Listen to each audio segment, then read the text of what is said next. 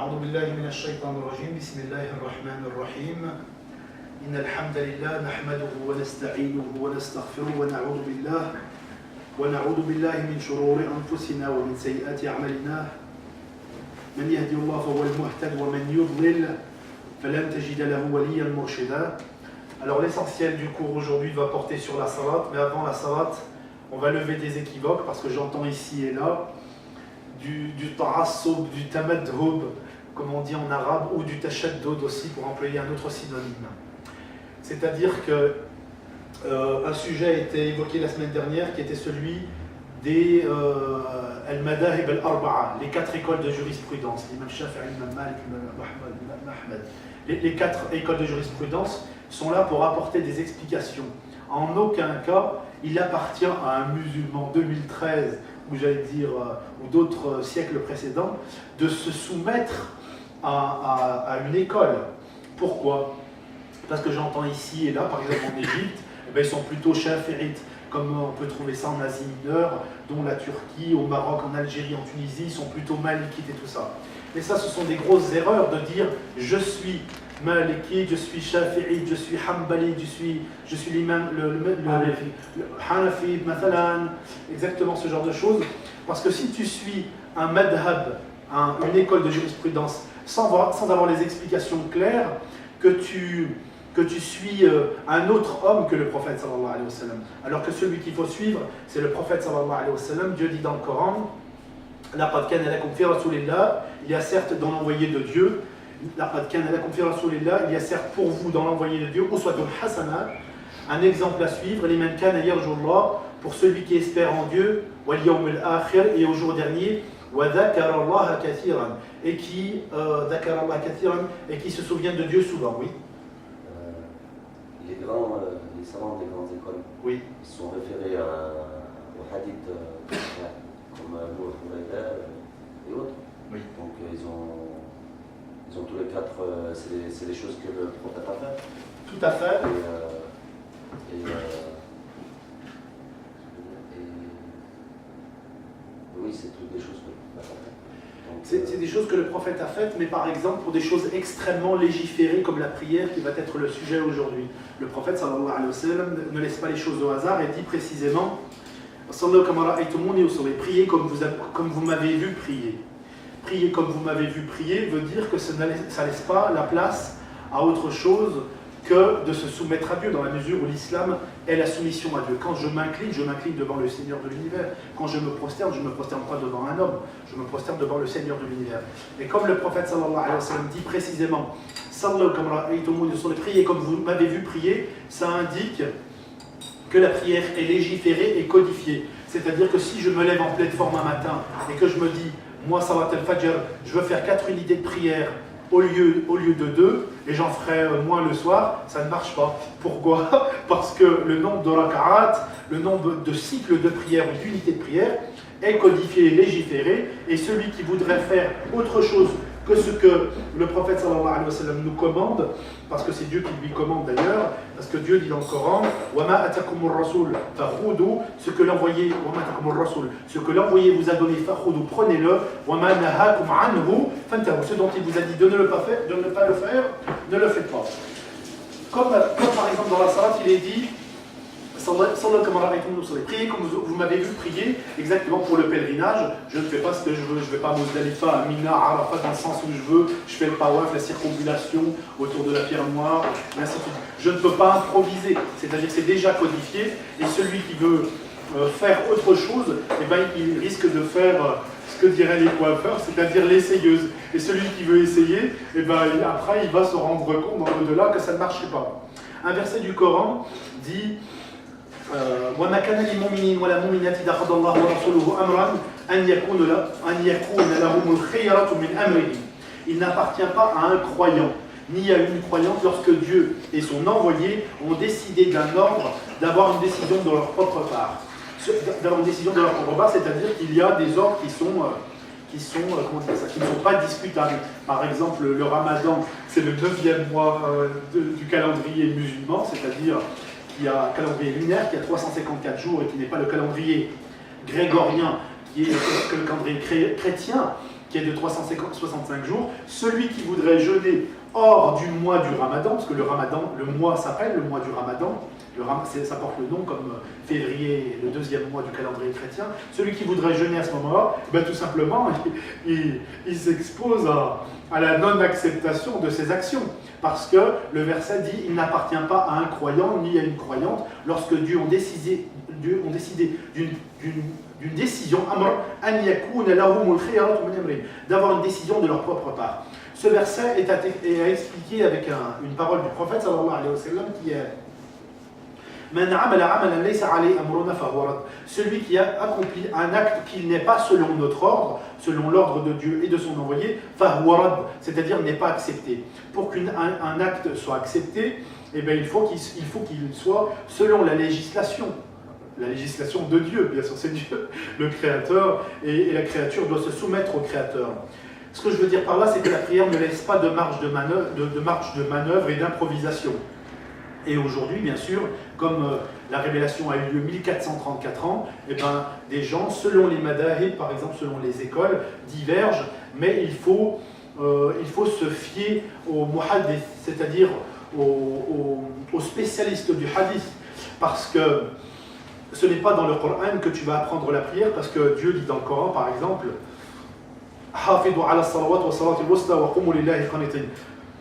préservez vos prières, c'est-à-dire attention à les faire aux heures déterminées. La prière est prescrite à des heures déterminées. Préservez vos prières, et la prière médiane, levez-vous devant Dieu, c'est-à-dire avec humilité. Est-ce qu'avec des versets du Coran comme cela, est-ce que tu comprends le nombre d'unités de prières que tu vas faire? Pas du tout. Il y a un certain nombre de versets du Coran qui parlent de la prière, mais qui ne dit pas le nombre d'unités de prière. C'est là où on comprend que la tradition prophétique, la Sunan Nabawiyya, la tradition prophétique est indispensable pour la compréhension du Coran et de la soumission à Dieu, c'est-à-dire des actes de dévotion. Des actes de dévotion concernant le pèlerinage, le prophète sallallahu alayhi wa sallam dit prenez de moi vos actes de dévotion. C'est-à-dire que le prophète sallallahu alayhi wa sallam n'est que l'interprète, c'est lui qui accomplit les actes parce que c'est un être humain et c'est lui qui nous montre ce que Dieu lui commande de faire.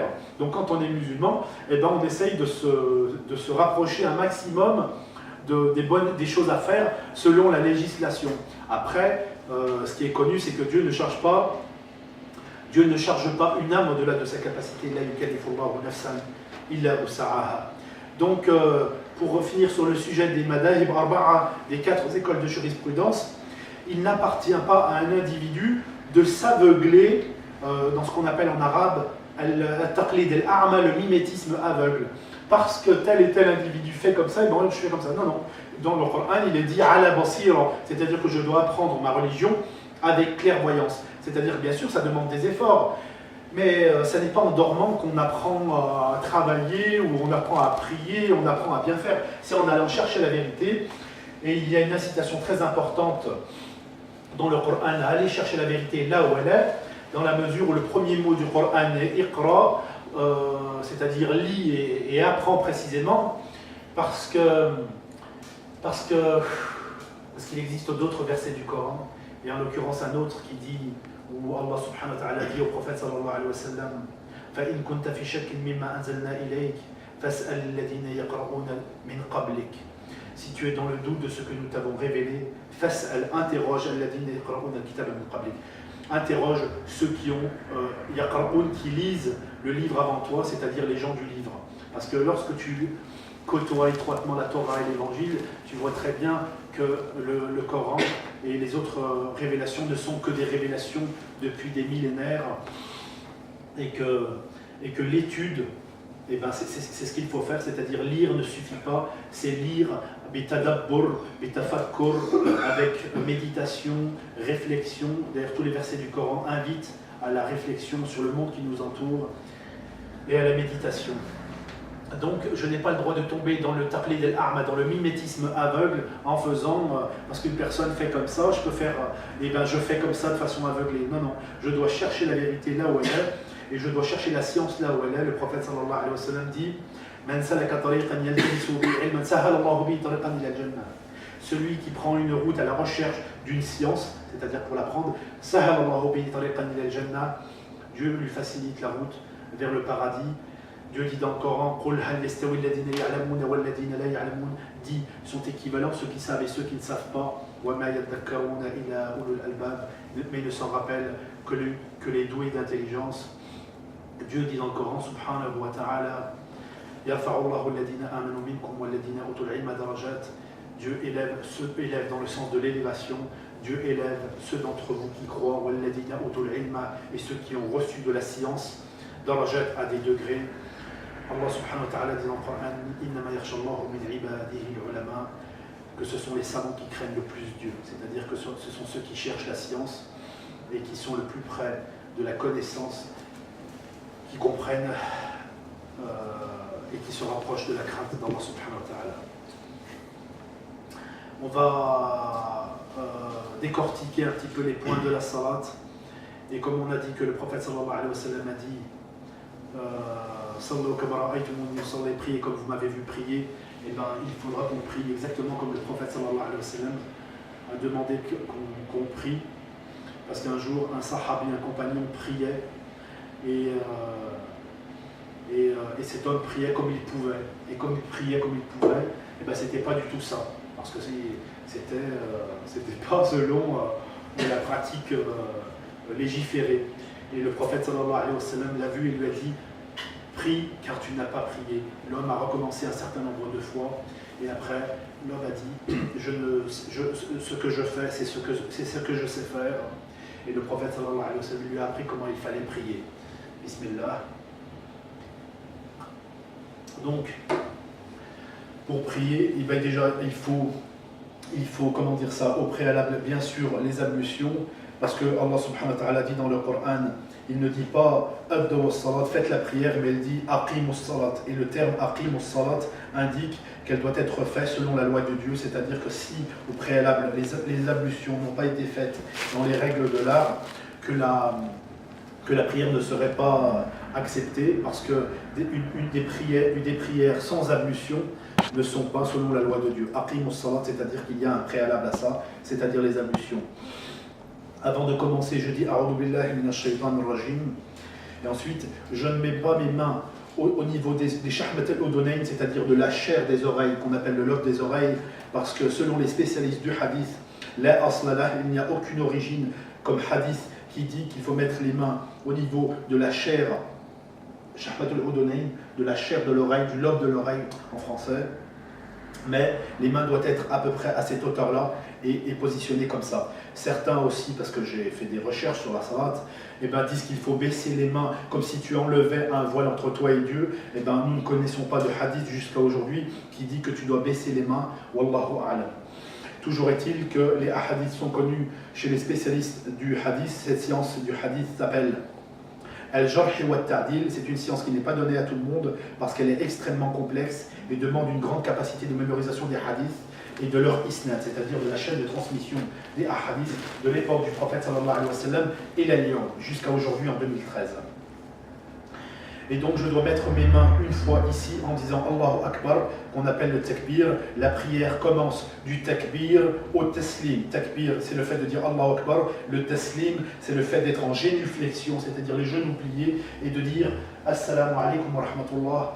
Assalamu alaikum wa rahmatullah. Et quand j'ai dit Assalamu alaikum wa rahmatullah de part et d'autre, ma prière est terminée. S'il s'avère que je perds les ablutions en chemin, je n'ai pas besoin de dire Assalamu alaikum wa rahmatullah, Assalamu alaikum wa rahmatullah, dans la mesure où le fait de dire le taslim de part et d'autre, Assalamu alaikum wa rahmatullah, à droite et à gauche, veut dire que j'ai fait une prière complète. Donc si par incident, accident, je ne sais pas trop quel événement peut intervenir dans la vie d'un homme, et que je dois sortir de la prière précipitamment, et que je n'ai pas dit Assalamu alaikum wa rahmatullah, Assalamu alaikum wa rahmatullah, ma prière est tout à fait incomplète et doit être recommencée. La prière commence par le takbir qui est ses mains à cette hauteur-là. Je dois dire Allahu Akbar. Je dois superposer al-yumna ala al-yusra, la main droite sur la main gauche. La main droite sur la main gauche peut être bien sûr au niveau du poignet, c'est ce qui est confortable parce que j'ai une prise osseuse, c'est-à-dire que je peux prendre mon poignet et le tarawih par exemple, qui sont des prières longues ou du qiyam al-layl, de la prière de la nuit, et ben demande de la concentration et j'ai pas le temps de regarder mes mains, donc je dois me concentrer sur la récitation coranique et la crainte de Dieu, parce que Dieu me voit, comme le dit le hadith qui est connu, où Jibril alayhi salam, l'ange Gabriel, est venu sous forme humaine à l'époque du prophète sallallahu alayhi wa sallam, labas shadid wal bayad, habillé d'un blanc immaculé, c'est-à-dire un blanc plus blanc que blanc, et ma'alayhi athar al-safar, et il n'a pas sur lui de traces de la prosternation, astaghfirullah, de la trace athar al-safar, de traces du voyage. De traces du voyage, c'est-à-dire que Jibril alayhi salam, il est venu sous une forme humaine et il ne souffre pas des conditions climatiques qui sont celles du Middle East, du Moyen-Orient, alors que là-bas il fait 40-50 degrés, tu fais quelques pas dans la rue, tu es déjà en légère sudation. Subhanallah, alhamdulillah, Allahu Akbar. Donc il lui a posé un certain nombre de questions et est venue une question qui est Mal ihsan, qu'est-ce que l'ihsan, qui peut être traduit en français par la bienfaisance ou la perfection, mais là en l'occurrence c'est plus la perfection. Et le prophète sallallahu alayhi wa sallam de lui dire An ta'budallah ka'annaka tara, que tu adores Dieu comme si tu le voyais, car si toi tu ne le vois pas, lui te voit. An ta'budallah ka'annaka tara fa in lam takun tara fa innahu yarak. Donc quand j'ai dit Allahu Akbar, je suis en prière et je n'ai pas le droit de quitter mes yeux. Je n'ai pas le droit de quitter le lieu de ma prosternation. Mes yeux doivent regarder là où je vais me prosterner et je n'ai pas le droit je n'ai pas le droit de regarder ni à droite ni à gauche. Je dois me concentrer. Et comme je regarde mon lieu de prosternation, eh ben, je laisse bien al-yumna ala al-yusra, c'est-à-dire ma main droite sur ma main gauche. Il y a des possibilités de manœuvre, c'est-à-dire je peux même mettre ma main là ou ma main là. Mais le plus connu, c'est là. Al-yumna ala al-yusra. Mais les autres variantes sont tout à fait acceptables. Je mets ma main droite sur ma main gauche, je récite le premier chapitre du Coran qui s'appelle le prologue, l'ouverture, qui est Surat al-Fatiha en langue arabe. Et quand je récite chaque verset, je les médite en comprenant ce que je dis. Je dis Bismillahirrahmanirrahim de façon silencieuse. Et si, par exemple, l'exemple que je vais prendre qui est Salat al-Fajr, la prière du matin, et ben je récite la Fatiha à voix haute en comprenant ce que je dis avec méditation, en disant Alhamdulillahi Rabbil Alamin, louange à Dieu Seigneur des mondes, Ar-Rahman Ar-Rahim, le tout miséricordieux, le très miséricordieux, Maliki Yawmiddin, roi du jour de la rétribution, Iyyaka na'budu wa iyyaka nasta'in, c'est toi que nous adorons, c'est toi que nous implorons, et ce jusqu'à la Fatiha en méditation. Je ne dis pas les choses avec un esprit volatile où je suis en train de penser à ce que je vais acheter tout à l'heure ou ce que j'ai fait hier, parce qu'une prière avec un esprit volatile, encore une fois qui vogue à droite et à gauche, eh ben, c'est une absence de présence du cœur, c'est-à-dire que je prie, mais c'est mon corps qui fait de la gymnastique, qui fait des mouvements, mais mon cœur n'est pas présent, donc il faut se poser des questions concernant l'acceptation de la prière. Quand j'ai récité la Fatiha et que je récite un autre passage du Coran dont je suis libre, faqra'u ma tayassara min al-Qur'an, et ben tu es libre de réciter ce que tu veux du Coran. Ensuite, et ben comme vient le moment de l'inclinaison, je remets mes mains à cette hauteur en disant Allahu Akbar. Je m'incline à 90 degrés, et lorsque je m'incline à 90 degrés, mon dos doit être plat, et mes yeux ne doivent pas quitter le lieu de la prosternation, et je dis 3 fois Subhan Rabbi al-Azim wa bihamdi, mais si je le disais qu'une seule fois, que ça passerait, c'est valable. Donc je dis Subhan Rabbi al-Azim wa bihamdi avec une inclinaison qui se rapproche de la perfection en regardant le lieu de la prosternation, mon dos doit être bien droit, et lorsque j'ai fini mon inclinaison, et que j'ai dit 3 fois Subhan Rabbi al-Azim wa bihamdi, je peux dire des choses qui sont facultatives mais qui sont aussi très importantes dans la mesure où le prophète sallallahu alayhi wa sallam lui-même le disait. Il disait Subbuh Quddus Rabbul Malaikati wal Ruh, qui se dit en inclinaison. Quand j'ai fini, et bien sûr mes mains saisissent mes rotules, je n'improvise pas à l'extérieur, à l'intérieur, je ne fais pas ce que je veux, mes mains doivent saisir mes rotules. Mes jambes, je n'ai pas parlé de l'écartement des jambes et des pieds, il doit être à peu près de la hauteur de l'écartement des épaules ou légèrement un peu comme ça. Pourquoi ? Parce que si un voisin, un frère vient se greffer de part et d'autre dans le rang, qu'il viendrait accoler son flanc de pied de façon à ce qu'on soit bien positionné, coude contre coude, flanc contre flanc. On y reviendra après si on a du temps, parce que j'ai une particularité dont je voudrais parler, parce que les questions reviennent souvent, c'est la prière à deux. La prière à deux. La prière de 2 est meilleure que la prière de 1, la prière de 3 est meilleure que la prière de 2. C'est la salat al-jama'a, la prière en réunion. Et vous me rappellerez le sujet si je l'ai oublié d'ici là.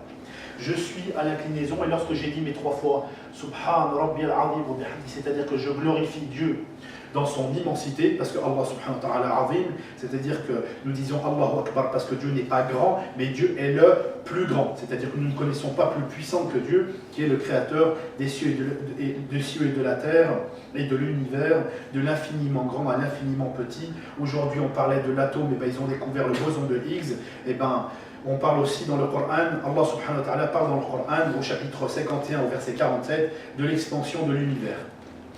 Mais ce n'est pas notre sujet, nous on en est à l'inclinaison.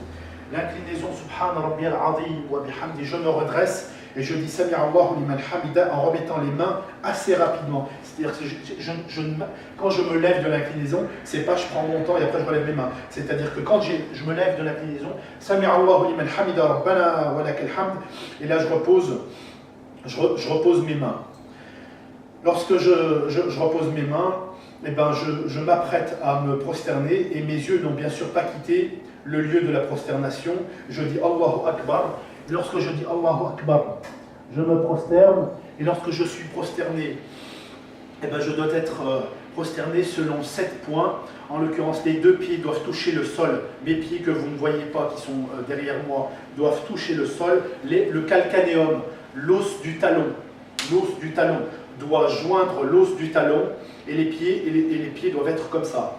Les orteils orientés direction la Qibla, c'est-à-dire la direction de la Mecque, dans la mesure du possible, si la physiologie de l'individu le permet. Le calcanéum contre le calcanéum, l'os du talon contre l'os du talon. Ma tête est entre mes mains. Mon front, bien sûr, touche le sol et le nez doit aussi toucher le sol. Et les coudes, bien, tu fais bien de dire ça, le coude en aucun cas ne touche le sol, parce qu'il y a un hadith à ce sujet qui est le fait de ne pas ressembler à un chien, et le chien, eh ben, il pose ses pattes comme ça. Exactement. Donc en aucun cas mes coudes ne touchent le sol. Après j'ai une certaine marge de manœuvre, j'ai une certaine liberté quand je prie seul. C'est-à-dire les aisselles, c'est pas un problème s'ils sont visibles, c'est-à-dire si j'écarte un petit peu mes bras, selon les hadiths, mais comme je parle en français, ben, il faut essayer d'être clair et synthétique, parce que si j'évoquais à chaque hadith à chaque fois, il ne faudrait pas une demi-heure, 1 heure, mais des heures d'explication. Donc on essaye de faire condensé et synthétique, Inch'Allah. On en est à la prosternation, et la prosternation, mon front doit toucher le sol ainsi que mon nez. On a un verset du Coran qui dit Sima'um fi uju'ihim min athari sujud. Tu les reconnais, bien sûr les croyants. Muhammadun Rasulullah walladhina ma'ahu ashidda 'ala al-kuffari ruhama'a baynahum tarahum ruk'an sujada. Et donc, jusqu'à ce qu'on arrive à Sima'um fi uju'ihim min athari sujud, c'est-à-dire que tu les reconnais à ce que les Égyptiens appellent l'azbiba. L'azbiba, c'est ce qu'on appelle en français une nécrose tissulaire, c'est-à-dire une partie de la peau qui meurt un petit peu, mais qui peut reprendre vie. Mais donc ça fait une petite trace de la prosternation qui est évoquée dans le Coran. Lorsque je me suis prosterné une fois, que j'ai mis mes mains dans l'écartement qui va bien, en l'occurrence le fait de mettre ma tête entre mes mains, je dis Subhan Rabbiyal A'la wa bihamdi. Alors que quand j'étais en inclinaison, en recours, je dis Subhan Rabbiyal Azim wa bihamdi 3 fois. Et lorsque je suis en prosternation, je dis Subhan Rabbiyal A'la wa bihamdi. Si je le dis une seule fois, c'est suffisant, mais si je le dis 3 fois, c'est ce qu'il faut faire aussi. Jusqu'à 7. Il est possible aussi. Subhanallah, alhamdulillah, Allahu Akbar. Donc là, j'en suis à ma première prosternation. Nous savons, selon les hadiths, que le serviteur, nous sommes tous des serviteurs de Dieu, nous sommes tous des ibad Allah, nous sommes tous des serviteurs de Dieu, et nous nous voulons humbles. Et la plus grande humilité, c'est lorsque l'homme se prosterne devant Dieu, le Seigneur de l'univers, parce qu'on ne pourrait pas se prosterner devant un homme. Donc, la prosternation est celle de la soumission absolue au Seigneur de l'univers, Et lorsque j'ai dit Subhan Rabbi al-A'la 3 fois, je suis libre d'invoquer Allah subhanahu wa ta'ala, de lui demander de m'aider et de me secourir et de me guider, dans la mesure où le prophète sallallahu alayhi wa sallam nous dit que le serviteur est le plus près de son Seigneur, wa huwa sajid. C'est en prosternation.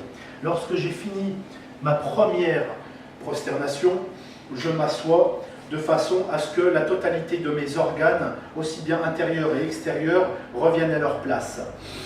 Le poids de mon corps doit s'installer sur le pied gauche. Le poids de mon corps doit s'installer sur le pied gauche et le pied droit doit être relevé, c'est-à-dire que mon pied droit doit être sur les orteils. Lorsque je suis là, je peux faire un certain nombre de doigts en demandant, en faisant de l'istighfar, Rabbi ighfirli, Rabbi ighfirli, Rabbi ighfirli, qui est le plus connu, mais il y a d'autres invocations possibles. Là, je me lance sur ma deuxième prosternation en disant Allahu Akbar, et lorsque je suis là, mon nez touche toujours le sol, ainsi que mon front, ma tête est entre mes mains, et je dis Subhan Rabbiyal A'la wa bihamdi. Comme j'ai fini ma première unité de prière, qui est une raka'a étant constituée d'un qiyam, c'est-à-dire d'une station debout, d'une inclinaison et de 2 prosternations. Là, j'ai fini ma deuxième prosternation. Avant de me lever, je pousse sur mes poings. Je ne mets pas mes mains comme j'ai envie, parce que c'est pas comme ça. Je pousse sur mes poings et je me redresse. Et quand je me redresse, j'essaye d'avoir l'écartement qui va bien, c'est-à-dire la position initiale que j'avais. Là, j'ai fini ma première unité de prière ou cycle de prière en français, et je repositionne al-yumna ala al-yusra, la main droite sur la main gauche. Je regarde encore une fois mon lieu de prosternation, je récite le premier chapitre du Coran et ce que je sais du Coran, et à nouveau je dis Allahu Akbar en positionnant les mains comme je viens de le faire et en me mettant à 90 degrés comme on a dit. Et je regarde mon lieu de prosternation en disant Subhan Rabbiyal Azim wa bihamdi, Sami'a Allahu liman hamida Rabbana wa lakal hamd. Et je peux dire de temps en temps Hamdan katiran tayyiban mubarakan fi. Et je ne peux pas dire à chaque unité de prière, à chaque retour d'inclinaison Hamdan katiran tayyiban mubarakan fi, parce que le hadith qui évoque Hamdan katiran tayyiban mubarakan fi, ce n'est pas le prophète sallallahu alayhi wa sallam qui l'a dit, mais un sahabi. Le prophète sallallahu alayhi wa sallam, à l'issue de la salat, a dit, qui a dit cette parole, et le prophète sallallahu alayhi wa sallam a acquiescé en disant que c'était tout à fait favorable, c'était très bien ce qu'il avait dit, et il faut étudier le hadith pour entrer dans les détails, mais comme ça n'est pas le sujet, je ne rentre pas dedans. Toujours est-il, le prophète sallallahu alayhi wa sallam a acquiescé, a reconnu qu'il avait dit une bonne parole. Et comme le prophète sallallahu alayhi wa sallam a acquiescé, il a reconnu que c'était une bonne parole, on peut le dire. Mais comme cette parole ne vient pas du prophète sallallahu alayhi wa sallam, elle ne fait pas partie de la révélation. Parce que Dieu nous dit dans le Coran, dans le chapitre 53, surat Najm, surat l'étoile, dans les premiers versets du Coran, il est dit Wa ma yantiqu anil hawa, le prophète sallallahu alayhi wa sallam ne parle pas sous l'effet de la passion, c'est-à-dire qu'il ne délire pas. Wa ma yantiqu anil hawa, il ne parle pas sous l'effet de la passion. In huwa illa wahyun yuha, il ne fait que révéler ce qui lui est révélé. Ça veut dire que ce que a dit le sahabi, on peut le dire de temps en temps, mais on ne peut pas le dire à chaque unité de prière, parce que le fait de l'inclure comme quelque chose de la révélation, alors que ça n'en est pas, c'est le prêter au prophète sallallahu alayhi wa sallam, alors que lui ne l'a pas dit. Vous voyez la nuance ? Si le prophète sallallahu alayhi wa sallam voyait quelqu'un faire quelque chose, et que ce quelqu'un a été vu par le prophète sallallahu alayhi wa sallam, et qu'il n'a rien dit, eh bien c'est que c'est tolérable. C'est-à-dire que le prophète sallallahu alayhi wa sallam, manaha, il n'a pas interdit la chose. Alors que s'il avait dit de ne pas le faire, ce ne serait pas à faire. Ce sont des nuances à étudier, mais ça fait partie de la définition de la tradition prophétique, de la sunna. C'est encore un autre sujet. Comme diraient les savants, tu ne peux pas apprendre l'islam en t'asseyant une seule fois. Il faut du temps et c'est tout un cheminement. Donc, shay'an fa shay'an, al-aham thumma al-aham, al-aham thumma al-aham, chose après chose, du plus important au plus important. Oui. On peut traduire Subhan Rabbiyal A'la et Rabbana lakal hamd. Alors, à l'inclinaison, Subhan Rabbiyal Azim wa bihamdi veut dire gloire à Dieu, Al-Azim, c'est-à-dire l'immense, c'est-à-dire qu'on en a parlé la dernière fois, rien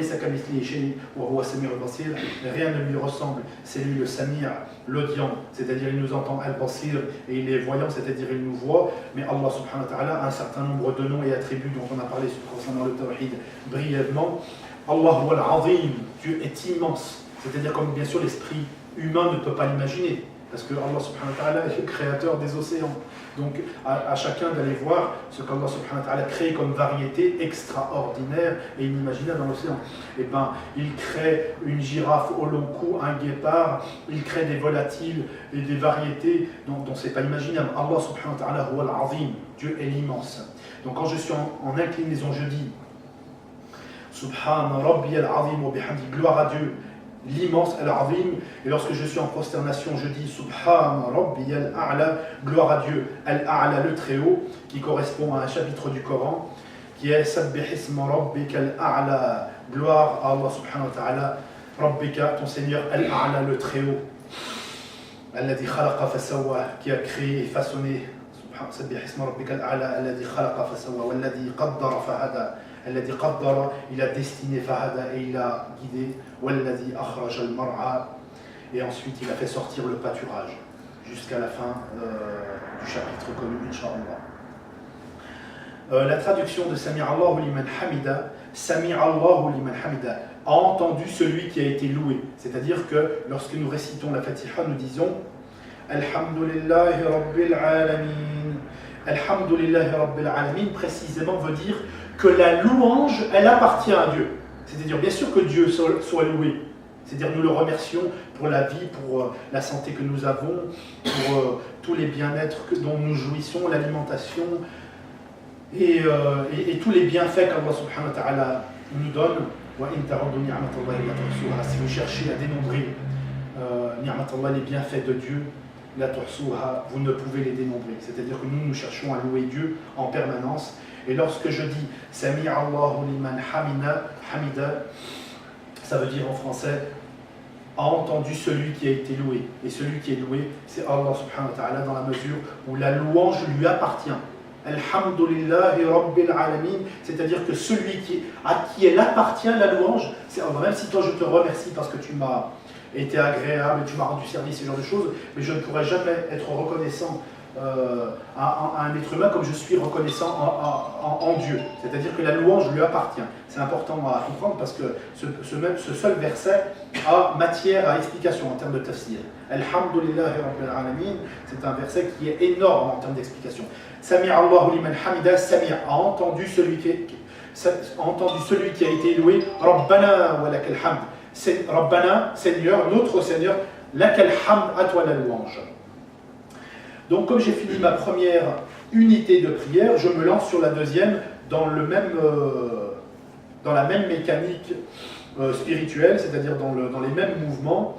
Et lorsque j'ai fait mon inclinaison, Subhana Rabbi al-Azim wa bihamdi, je me redresse, Sami' Allahu liman hamida, Rabbana wa lakal hamd. On a dit il y a 2 secondes qu'on peut dire de temps en temps Hamdan katiran tayyiban mubarakan fi. Je me lance sur la prosternation en ne quittant pas mon lieu de prosternation et je dis Allahu Akbar. Lorsque je dis Allahu Akbar, je descends de ma hauteur, c'est-à-dire je ne fais pas des choses brutales dans la mesure où la prière n'est pas quelque chose de brutal, parce que le prophète sallallahu alayhi wa sallam dit à Bilal, al-Habashi, Bilal qui faisait le adhan, Arihna biha ya Bilal, apaise-nous par celle-là, ya Bilal, ô Bilal.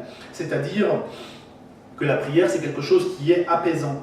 Et selon les gens qui ont étudié la prière, bien sûr que c'est quelque chose d'apaisant et aussi qui décharge l'homme électriquement. C'est-à-dire que tu te prosternes devant Dieu bien sûr, mais l'homme est chargé électriquement. C'est-à-dire que la prière apporte de nombreux bienfaits qu'il faut étudier dans les détails. Lorsque je me lance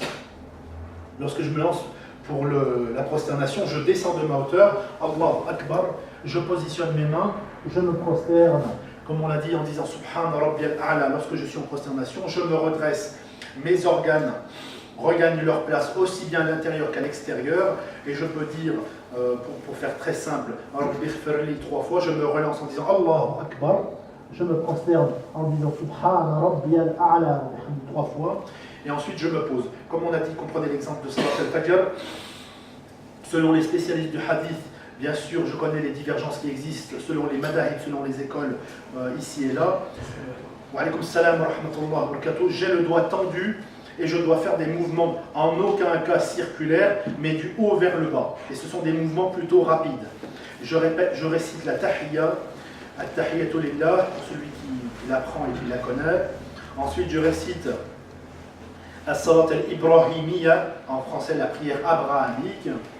Et ensuite, après avoir récité ça, je nata'awad min arba'a. Il y a un hadith qui est dans Bukhari, donc il n'est pas trop discutable en termes d'authenticité, qui est que je dois demander à Allah subhanahu wa ta'ala, à Dieu, notre créateur, la protection contre 4 points. Allahumma inni a'udhu bika min adab al-qabr, ou plutôt par le commencement, Allahumma inni a'udhu bika min adab jahannam. Allahumma inni a'udhu bika min adab al-qabr wa min fitnati al-mahya wal-mamat wa min fitnati al-masih ad-dajjal. En français, je demande à Allah subhanahu wa ta'ala la protection contre la géhenne, c'est-à-dire l'enfer, jahannam en arabe, wa min adab al-qabr, du châtiment de la tombe, qu'il faut distinguer de fitnat al-qabr, parce que les gens ils ne font pas la différence entre fitnat al-qabr, c'est-à-dire l'épreuve de la tombe, où il y a un certain nombre de questions qui sont posées, dès l'enfouissement, dès l'enterrement. Fitnat al-qabr, ça n'est pas adab al-qabr. Adab al-qabr, c'est le châtiment de la tombe, c'est une chose qui est précise. On met fitnat al-mahya wal-mamat, de l'épreuve de la vie et de la mort, mahya wal-mamat, de la vie et de la mort, et la dernière des épreuves, fitnat al-masih ad-dajjal, l'épreuve du Dajjal, Messie ad-Dajjal, du faux Messie, qui est l'antéchrist en français, qui est le faux Messie, le trompeur, dont tous les envoyés de Dieu ont annoncé l'arrivée, et le dernier des prophètes, qui est Muhammad Rasulullah, sallallahu alayhi wa sallam, c'est lui qui a donné un maximum de détails, aussi bien physiques que, comment dire ça, que temporel, c'est-à-dire que lorsqu'il va arriver, ce qui va s'y passer, ce qu'on appelle les grands signes, les petits signes, mais ça n'est pas notre sujet. Et lorsque j'ai fini de demander la protection de 4, si je suis dirigé par un imam ou je fais moi-même ma prière, je peux faire un certain nombre d'invocations à l'issue. Ensuite, je dis Assalamu alaikum wa rahmatullah.